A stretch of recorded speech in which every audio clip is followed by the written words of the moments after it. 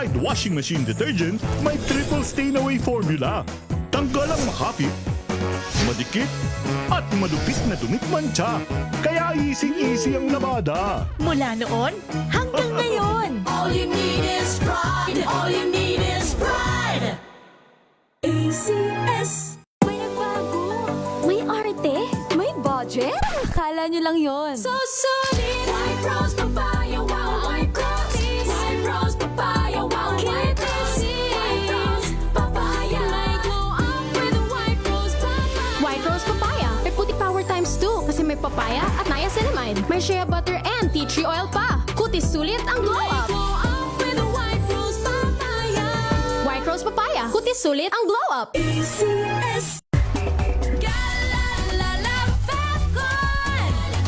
Galalala, felt good.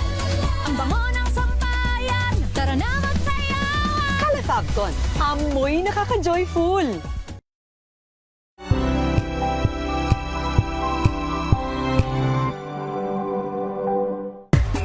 Galalala, felt good. Galalala, felt good. Ang bango ng sampayan. Tara na magsayawan. Calefacton, amoy nakaka-joyful.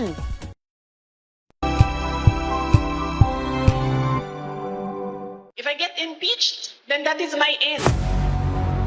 Tumutok sa pinaka-importanteng paglilitis ng impeachment court ngayong taon. The impeachment trial of Vice President Sara Duterte. At DZRH Special Coverage.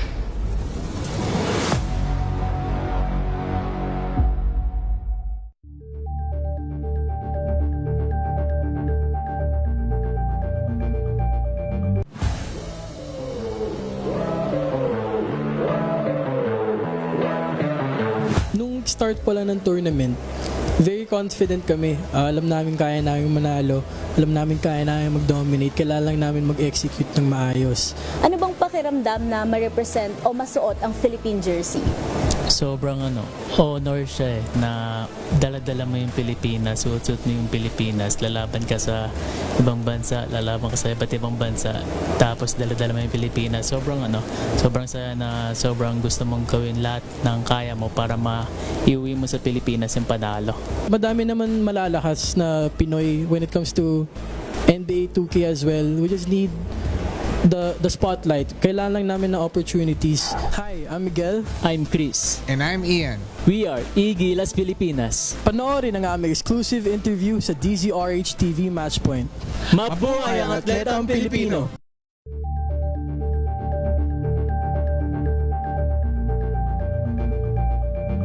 Maagang balitaan, maagang usapan sa mga issue at balita. Kasama si Kuya Angelo Palmones sa Magandang Umaga Pilipinas. Mula Lunes hanggang Biyernes.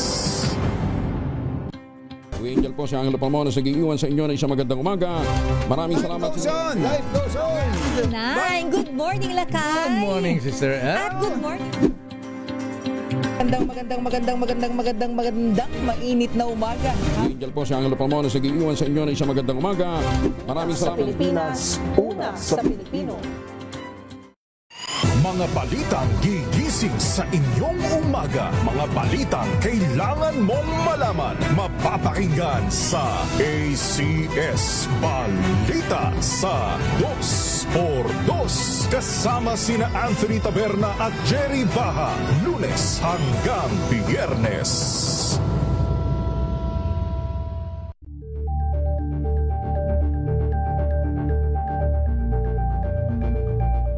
Tambalang Anthony Taberna at Jerry Baha ang gigising sa inyong umaga dahil lalatay ang humahagupit na diskusyon at komentaryo Lunes hanggang Biyernes sa 2x2.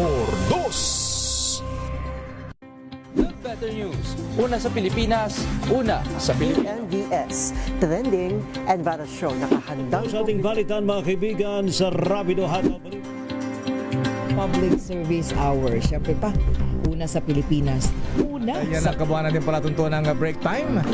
Sabay niyo na po ang mga balita at talakayan sa Balansyado. Maraming salamat. Alamin ang mga maiinit na isyung pambayan, mga balitang kailangan mong malaman, usapin sa pamahalaan, politika, ekonomiya at kabuhayan. Ito ang mga dapat mong malaman, pakialaman at pag-uusapan dahil kayo ang tinig ng mamamayan dito sa Damdaming Bayan. Live sa DZRH Radio, DZRH TV at DZRH Digital. Kasama sina Lakay, Deo Macalma at Elaine Apit. Araw-araw, Lunes hanggang Biyernes. Damdaming Bayan.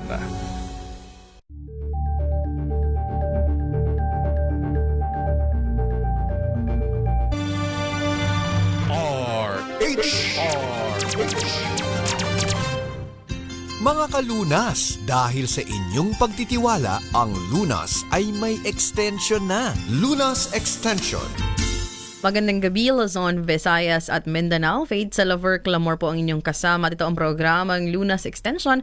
Hatid sa atin ng Nature Sea ngayong Monday ng gabi. Siyempre, kapartner pa rin po natin sa ating programa. Hatid sa atin ng Nature Sea, Natural Medicine Practitioner, Dr. Bonnie Bernardo. Doc, magandang gabi po sa inyo. Yes, magandang gabi po at saka sa ating mga regular listeners, good evening. Nako, kung saan man kayo sa sulok ng Pilipinas at buong mundo. Alam ko meron mga nasa labas na nakikinig. Ayan, Doc, no? Isang magandang usapan na naman tungkol sa pangangalaga sa ating kalusugan ng ating pagsasaluhan ngayong gabi. At ang topic namin, Doc, pag-uusapan natin ngayon, malalaman natin ano pang ibig sabihin ng chronic pain at bioenergetic. Ayan ha. So, Doc, ano ba to at bakit kailangan mahalagang malaman natin ito? Yes, so napaka-importante kasi ito yung kaya chronic, ibig sabihin paulit-ulit. Oo, ibig sabihin pabalik yung pain. Ang hirap naman pag may nararamdaman ka lagi, minsan kahit yung namamanhid o di kaya masakit talaga or minsan yung may intense pain na talaga na hindi ka makagalaw, makalakad, makatayo. Ang hindi natin alam, ito ay ang pinanggagalingan yan, yung mga yung energy production sa ating katawan. Siyempre, pag walang energy, nanghihina ka. Pangalawa, pwede rin nanggagaling doon sa ating mga metabolism. Yung metabolism po natin, yung pag tayo kumakain or yung mga kinakain natin, hindi na convert ng ayos, hindi na na-store, hindi na po-produce. Yun yung mga pinanggagalingan. Or simply, yung mga abnormal activities na nangyayari sa ating katawan na pinagsisimula ng mga joint pains, muscle pain, nerve pains, and even yung mga simpleng mga paulit-ulit na mga headache, migraines, and everything. Ito po yung mga chronic pain na pinag-uusapan natin. So, Doc, ano ba yung mga cause nitong chronic pain na ito? Bakit nagkakaroon tayo ng mga ganyan? Ito, ang number one na hindi natin alam, ito ay influence ng energy production ng ating katawan. Kaya tayo nagkakaroon ng chronic pain. Yung energy production o yung sinasabi nating bioenergetics. Pag halimbawa, kumain tayo ng kanin, tapos yun ay pumasok sa ating katawan na dadigest, yun po ay pupunta sa isang proseso. Dapat may isang proseso na mangyayari na yung mga separation ng mga glucose, yung mga asukal and everything. Pag pumasok na po yun sa ating katawan, pupunta yan doon sa isang parang powerhouse, yung mitochondria, sa cells natin. Oo, yung pag na-digest sa tiyan, doon po gagawin yun. Kailangan ma-convert siya into energy or standby energy or emergency energy. May mga ganon. Iba yung mga proteins. So, saan dyan sa dadalhin or iba yung mga gulay fibers. So, dapat ma-convert siya na kailangan ng ating katawan. Ang problema ay yung ating cellular at saka energy metabolism. Yung pagproseso nun, yung ating mga makina ng ating katawan ay either mahina o di kaya hindi nagkakasundo o di kaya naman ay kulang na sa mga minsan yung halimbawa parang lang makina ng sasakyan maganit na o yung mga ganon dahil din sa mga edad sa sex o di kaya yung ating lifestyle ayan at yung ating pong stress or yung ating mental and emotional issues. So it can cause chronic pain, ha? So take note of that po. So Dok, paano ko masabi na baka may chronic pain na ako. May mga specific symptoms ba ito, Dok? Or sadyang basta may masakit sa'yo, ganun ba, Dok? Tas recurring? Oo. Actually, kahit yung simpleng mga acidosis, yung malimit ka ng may acid, that means hindi na maganda yung metabolism mo. Kasi later on, pag nag-acid na yan, maghahanap na yan ng mga certain part ng organs mo kung saan yan gagawa ng inflammation, pamamaga. Ayan. So, pakinggan nyo yun. Oo, yung laging mga o digay ng digay maasim, o di kaya second is, hindi na maganda yung iyong pagdumi. O, kailangan po tingnan ninyo kung normal yung inyong dinudumi. So, yan, indication. Or kung kayo naman po ay malimit na may mga headache, migraine, kahit naman kayo i-check, yon ay nakikita. Or simply, yung mga movements, yung mga movements natin, meron lang tayong binubuhat, akala natin, hindi natin mabuhat, hirap na tayo, yumuko, gumalaw, or simply, yung pagkagising natin sa umaga, yung mga naririnig natin yan sa mga commercial, yung may tusok-tusok, namamanhid, ayan. So, yung po akala mo, nahigaan mo ng matagal, nangingimi, yan indication na may mga chronic pain tayo. Nagsasabi naman yung katawan, actually. Kumbaga may mga signals naman, Dok, no? May mga red flags na sinasabi yung katawan. So, it doesn't mean, Dok, na chronic pain kasi kumbaga kung kino-correlate natin sa mga normal na tao, no, pag chronic parang malala na. So ito yung mga simpleng bagay that we feel pain, we are discomfort, 'di ba? We feel discomfort na part na siya ng chronic pain na may mga iba't ibang cause. Sino ang mas prone dito, Doc? Or are these or is this a kind of pain also na pwedeng maging sintomas ng other sakit, or wala lang, talagang sabi mo nga stress, yung tungkol sa paggagawa natin ng energy and yung mga hormonal changes sa katawan ng may dahilan nito? Nako, dati, na-address natin to yung mga 50s and beyond. Oo, dati yan, mga 20 years ago. Pero ngayon, marami ng mga ganito, kahit may mga bata, may mga juvenile, na yan sila, pain, may mga juvenile arthritis, arthrosis, may mga ganun na sila. Meron ng neuropathy, yan. As early as, malulungkot ka kasi meron ako last time, even 3 years old, may mga ganun na siyang mga chronic.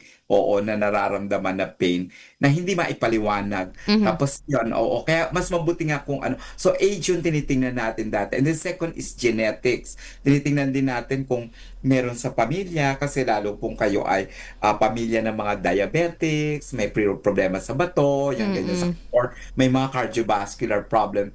Or simply, yung mga yung mga on the go. Ayan, yung mga talaga namang stressful ang mga trabaho, mga may emotional tension ang trabaho, ayan, mga emotional yung inyong ginagawa, stressful, ayan, medyo ito naaapektuhan na. Pero dati sinasabi natin, sakit ito ng may mga edad. Pero ngayon na po ay wala na.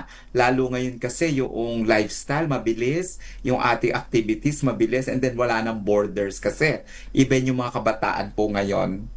So, Dok, usually, itong chronic pain, saan to nararamdaman, Dok? Sa likod ba? Sa ulo? Sabi mo kanina, isa sa mga, yung mga acid reflux natin, no? So, sa tiyan. So, aside from that, Dok, saan natin pwede ito ma-observe?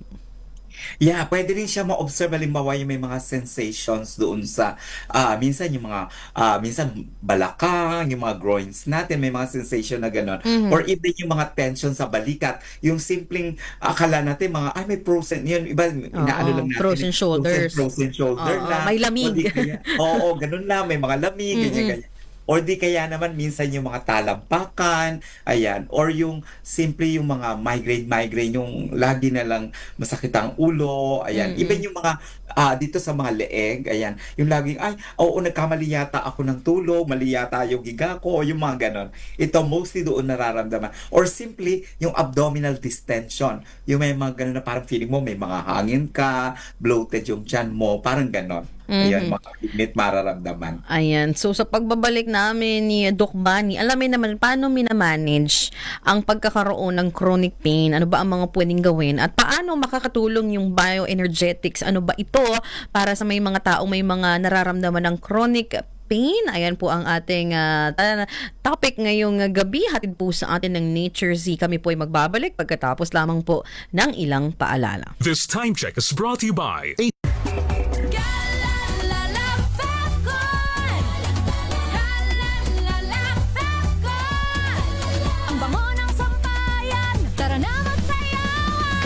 Calefacton, amoy nakaka-joyful.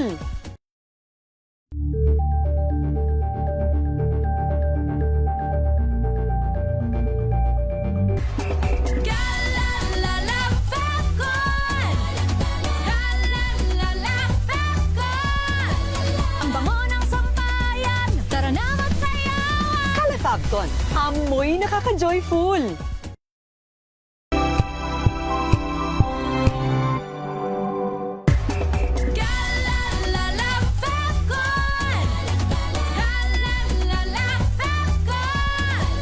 Ang bango ng sampayan, tara na magsayawan. Calefacton, amoy nakaka-joyful.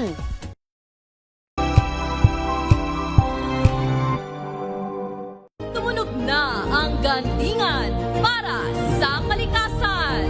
Ang nagkamit ng parangal bilang Best News Anchor ay walang iba kundi si Angelo Palmones ng Magandang Umaga Pilipinas, DZRH Radio 666 kHz.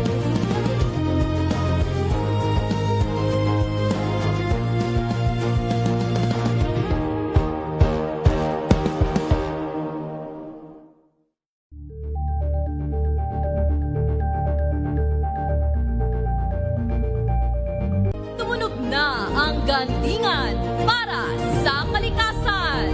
Ang itinanghal bilang Best AM Radio Program Host ay si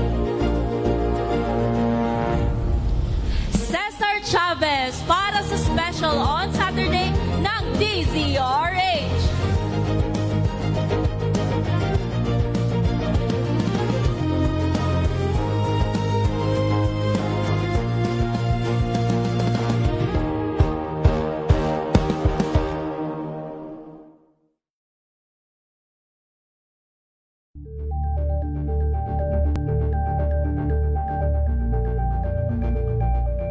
Ito ay bunsod ng naitalang 17 individual na ang kanilang naaresto. Metro Manila Development Authority o MMDA ang No Contact Apprehension Policy o NCAP sa Metro Manila. Sa ang ilang mga dokumento ay peke. Hindi rin legal ang employment na ipinangako sa kanila. Sa mata ng batas, mananagot ang sangkot at may sala. Dahil sa bawat paglabag, may karampatang parusa. Alamin ang mga pananagutan sa likod ng mga bawal. Dito sa Hoy! Bawal Yan! Tuwing Sabado, alas 11:30 ng umaga. Dito lang sa DZRH TV. Angel po si Angelo Palmones nag-iwan sa inyo na isang magandang umaga. Maraming salamat. Life goes on!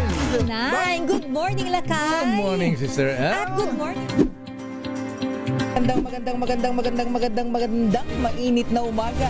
Angel po si Angelo Palmones nag-iwan sa inyo na isang magandang umaga. Maraming Sa salamat. Pilipinas, una sa Pilipino. We've got you covered. From the hottest hits, exclusive interviews, kilig to the bones fan meet experience, and hataw performances of your favorite stars. Saturdays, 12 noon, dito lang sa DZRH TV.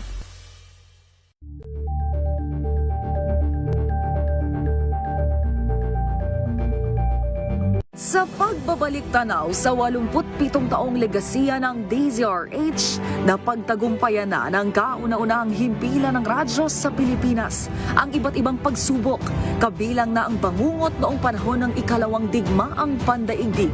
Impormasyong naihatid ng himpilang KZRH ang siyang naging kaagapay ng mga Pilipino at nakasama hanggang sa nakamit ang kalayaan. At nang muling mapas sa kamay ng mga Pilipino ang kasarinlan, nagbukas din ang panibagong yugto para sa himpilan. Mula sa KZRH na kalaunay naging DZRH, ang mga balita at impormasyon ang nagsilbing gabay ng mga Pilipino. Naging hudyat ito ng panibagong simula at patuloy na paglago, kasabay ng pagsilang ng mga programang nag-iwan ng bakas sa kasaysayan at sa puso ng bawat Pilipino. Better News. Una sa Pilipinas, una sa Pilipinas. NBS, trending and variety show nakahandang Sa ating balitan mga kaibigan sa Rapido Hataw. Public Service Hour. Siyempre pa, una sa Pilipinas. Una Yan sa ang kabuuan natin palatuntunan ng break time.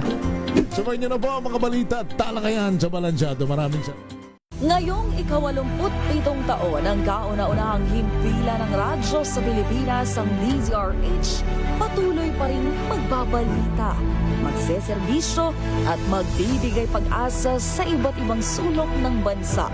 1994 nga nang inilunsad ng One Nation, One Station sa inisyatibo ni MBC Media Group Chairman Mr. Fred J. Elizalde. Naabot ang nasa 97% ng populasyon sa Pilipinas gamit ang nationwide satellite broadcast. Patunay ang 20 relay stations mula Luzon, Visayas at Mindanao sa patuloy na dedikasyon ng DZRH sa loob ng maraming dekada.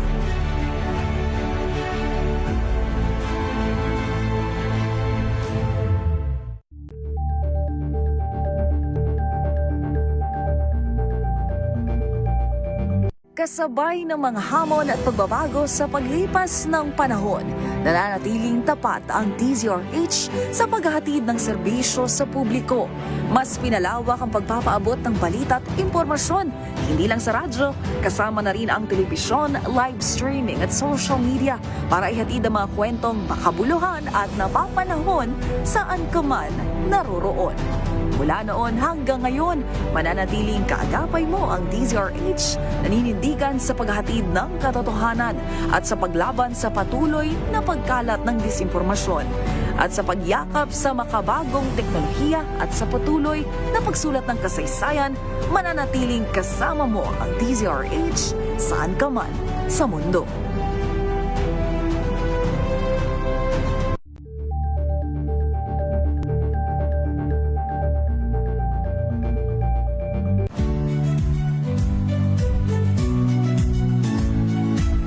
Magandang araw mga kaibigan. Ito po ang inyong balerina ng bayan, si Lisa Macuja Elizalde, na nag-aanyaya sa inyong samahan kami at ang aming mga espesyal na panauhin para sa kalahating oras ng masayang kwentuhan sa aming programang Art to Art, kung saan ang usapang sining at kultura ay para sa lahat. Huwag kaliligtaan, tuwing linggo, alas 3:30 ng hapon, dito lamang sa DZRH Radio, DZRH TV, at via online streaming.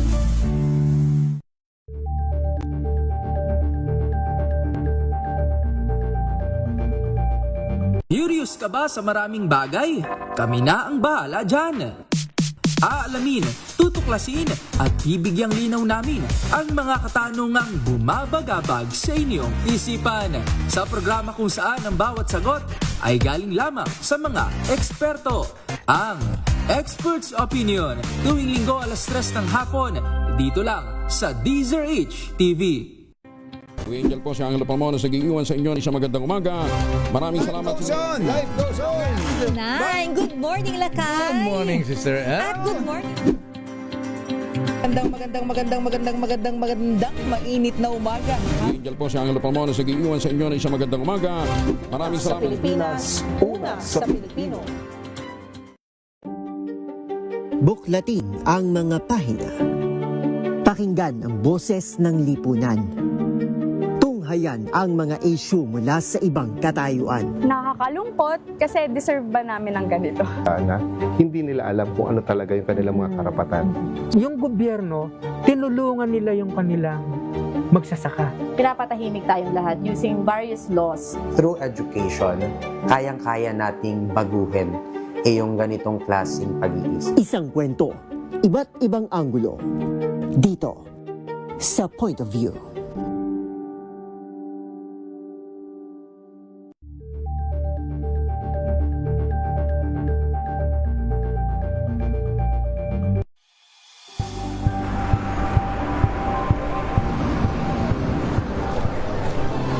Ating mga eksperto dito lang sa Expert Opinion. Ito ang The Better News. TNVS, trending and isang kwento, iba't ibang anggulo. Dito, sa Point of View. Bawat pananagutan ating tatalakayin dito sa Hoy. Bawal yan. Dito lang sa DZRH. Matchable entertainment and lifestyle. Ito ang MBC TV Network News. Una sa Pilipinas, una sa Pilipino. After News. Una sa Pilipinas, una sa Pilipinas. NBS, trending and viral show nakahandang Sa ating balitan mga kaibigan sa Rapido Hataw. Public Service Hour. Siyempre pa, una sa Pilipinas. Una Yan sa ang kabuuan natin palatuntunan ng break time. Sabay niyo na po ang mga balita at talakayan sa Balansyado. Maraming salamat. If I get impeached, then that is my end.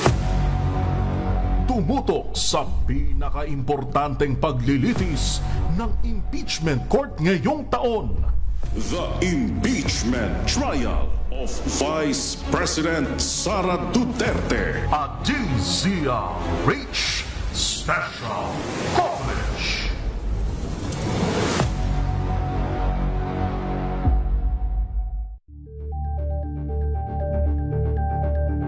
Usapang Pangkalusugan, Lunas, Extension. Kami po ay nagbabalik sa programang Lunas Extension. Hatid po sa atin ng Nature C. Tuloy-tuloy po ang ating talakayan tungkol sa pangangalaga sa ating kalusugan. And sabi ko nga kanina, Dok, parang siguro yung mga marami sa atin, nakakaramdam na nito, no? Pero parang wina-wash off lang because we're not aware na baka nga chronic pain na siya. So, paano, Dok, kapag pinabayaan, may mga risk factors ba ito, Dok? May mga complications ba na pwedeng mangyari if chronic pain, aside sa discomfort, syempre, diba, ay mapabayaan natin? Yes, nako, wag po natin, kailangan i-address natin to mga metabolic and somatic, mga pain natin. Kasi otherwise, pag hindi po magkakaroon yan ng epekto doon sa mga ating sa mga brain, mga spinal cords natin, yung ating po mga movement, meron bigla na lang hindi na makalakad, so ganun maapekto na din yung mga buto, even yung cellular energy production natin, so magkakaroon na tayo ng mga neurotic pain, ayan, mga neuropathy, kasi nai-inhibit na yung and then yung ating yung mga nerves at muscle natin. Kaya hindi yung ating mga production ng even yung ating mga simpleng migraine at saka related pain, yung ating mga synapse, pwede pong mapatid yung mga ugat natin. Ang dami niyan. Meron lang kami recently, kabatchmate natin. Yung ganun, dahil sa stress, yung mga mental issues na ginagawa, kahapon lang, biglang-biglang sinukot, nagkaroon ng abnormalities, yung mga energy demand. Kasi syempre, pag stress ka, kailangan mo ng energy. Hindi ready yung katawan mo. Pwede po kayo mag-synapse o biglang mapatid yung mga ugat natin, magkaroon ng neurosis. And then later on, ang nakakalungkot niya, siyempre body and mind connections to. So, yun, pwede pong magkaroon ng mga mas dreaded na mga acute diseases sa ating katawan, especially yung mga cancer types sa mga buto, sa mga nerves, and everything. So, kaya kailangan dapat mas maaga ay pakiramdaman natin yung ating mga katawan, yung ating mga pain. Ayan ha. So talagang listen to your body, Dok, no? Importante yun that you kasi sa fast-paced na buhay ngayon with all the crisis that is happening, talagang dapat, Dok, marunong tayong makinig sa ating katawan. And itong mga pain na ito, Dok, minsan nakala natin binabrush off lang natin, 'di ba? Ito pala ay can signal something that is serious. So paano nga ba, Dok, ma-manage kapag meron na tayong mga chronic pain? Ano ang mga pwedeng gawin, Dok, upang malunasan ito? Marami naman pwede. Oo, may mga bioenergetic therapy or simply may mga techniques na pwede naman magawa. Simpleng breathing pattern lang. Yung simpleng breathing, paghinga, kailangan matuto kayo ng marami pong nakikita na ngayon ng mga proper breathing exercises. Meron yung 4-8 counts na breathing o holding your breath. Pwede rin mga meditations kasi nga body and mind connection yan pwede pong mga ganon. Pwede rin mga physical movements. Kung kayo po yung mga may activities, kailangan madagdagan or kung wala, kailangan nyo pong pumili ng mga physical movements, lalo na pong sedentary ang inyong lifestyle. Pwede rin po kayong magkaroon ng voice work. Maniwala kayo, pwede kayong kumanta to the top level of your voice para po ma-release yung mga energy blockages. O diba? Kaya kung mas mataas ang kanta ninyo, na parang tipo yung nanalo sa diba? Sa Amerika. Ayan. Kasi yung mga neck, yung mga back, yung mga jaw, ayan. Ang goal kasi natin, yung mga contraction, ng mga pinanggagalingan ng mga root pains, Pwede rin stress management. Ayan, kung kayo po may mga triggers na yung mga physiological reaction, tingnan niyo po baka sa stress. Pwede rin sa kinakain, ayan, i-avoid nyo din yung mga food, magkaroon kayo ng food diary or food mapping, yung mga spices or mga triggers sa inyong pagkain. And of course, meron naman tayo mga certain treatments. May mga therapy tayo na available, mga bioenergetic therapies, may mga machine, meron po mga gel, may mga cream, may mga somatic gel. Meron din mga psychotherapy na pwedeng ganyan ma-address yung mga physical impairment ng mga patients na maraming chronic pain. Or simply, you go the nature, pwede po kayong mag-walking na naka-barefoot, yung mga ganun tinatawag natin. And then, pwede rin mga tree hugging, ayan. So, marami po yung scientific and evidences and then mga energy na mga benefits na maibibigay sa inyo, especially sa chronic pains natin. So, importante yun. So, punta naman tayo, Doc, sa bioenergetics. Ano ang connection nito to help chronic pain? Yung bioenergetic principles, therapy, actually, ang magagawa niya is makakatulong siya na yung ating mga demands. Oo, number one din. Kasi nagdi-demand tayo ng energy, di ba, sa ating katawan. Kailangan natin yan. Makakatulong yung energy para yung ating glucose metabolism. Kasi instead na ma-store siya na asukal lang na glucose, magkakaroon ng proper glucose metabolism, mabibigyan ng proper energy yung ating katawan or yung mga standby energy na kailangan ng mga adrenal glands natin mapoproduce. And then of course yung mga responses, yung mga neurons natin, gagana yan. Yung mga certain production, yung mga marireduce yung mga inflammation. And then of course yung mga sinasabi ko nga kaninang synapse, yung pwedeng mga humurumurupok na or pwede nang magkaroon ng nagkakaroon na ng mga high energy demands o may mga abnormalities na magkaroon ng adaptation and even magkaroon ng changes to sa ating nervous system.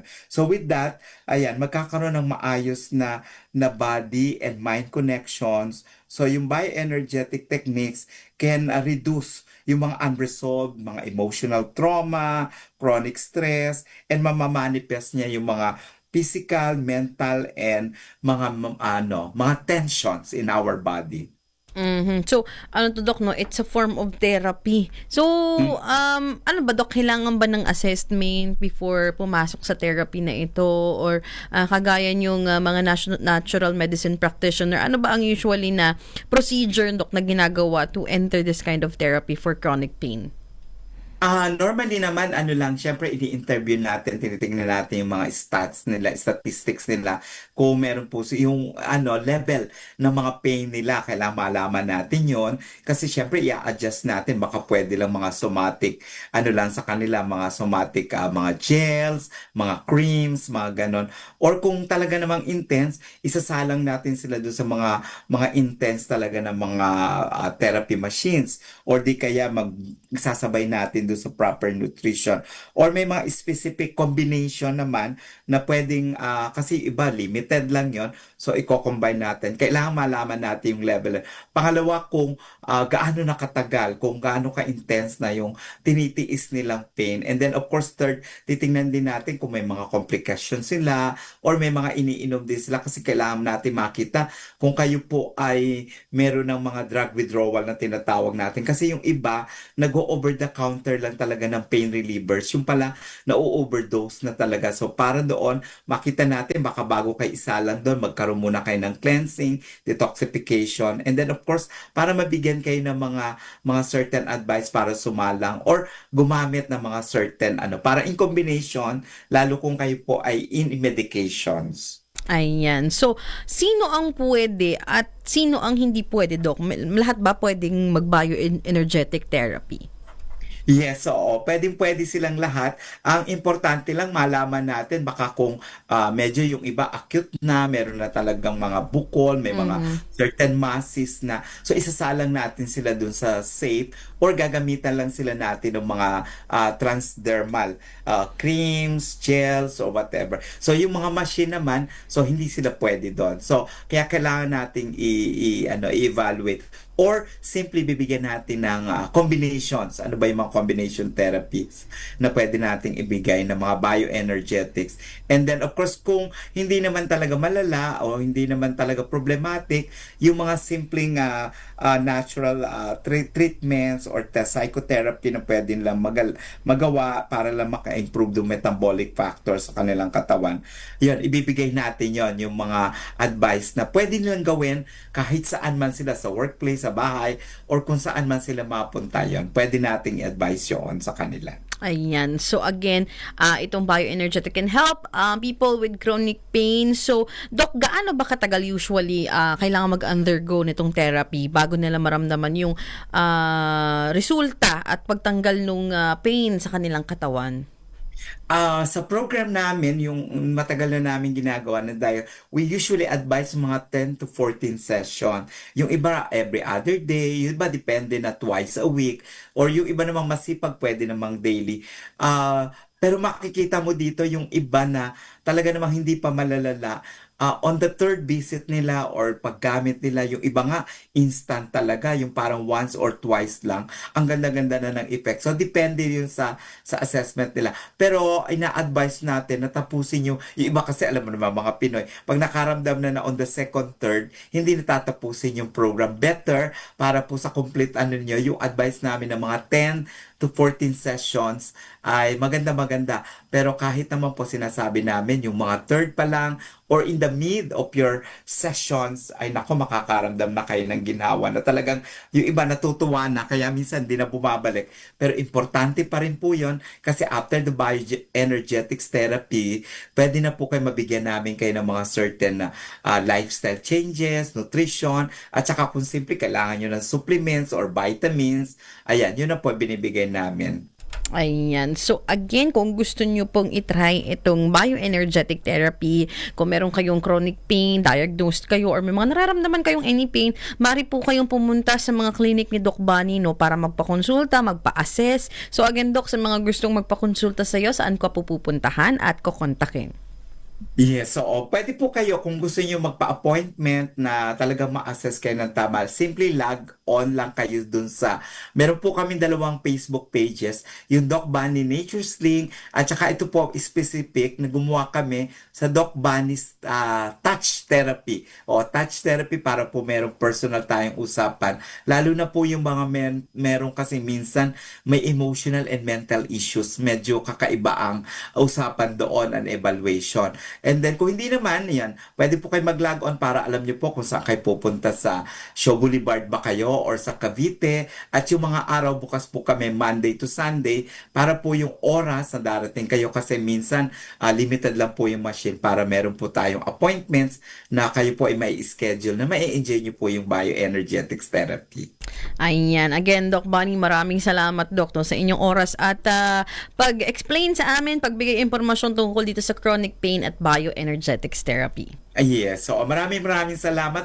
Of course, hindi po na tayong kailangan magtiis, kailangan natin mawala yung mga pains. At sabi nga namin kanina na Miss Faith, kailangan pakinggan yung nararamdaman ng ating katawan. Hindi po masama, listen to your body kasi meron po yung sinasabi na baka kayo ay meron ng mga chronic pain o mas malala pa pong problema. Talaga yung prevention is better than cure, kaya ugaliin niyo po makinig sa aming programa. Maraming salamat, Dr. Bonnie Bernardo. At sa mga nakikinig, tama, prevention is better than cure. Yan po ang lagi naming paalala sa programang Lunas Extension. Hatid po ngayong gabi ng Nature C. Muli po samahan nyo kami next week, Monday. Dito lang po sa ating programang Lunas Extension, hatid ng Nature C.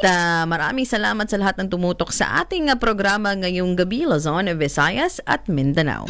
Mga kalunas, hanggang bukas dito sa Lunas Extension.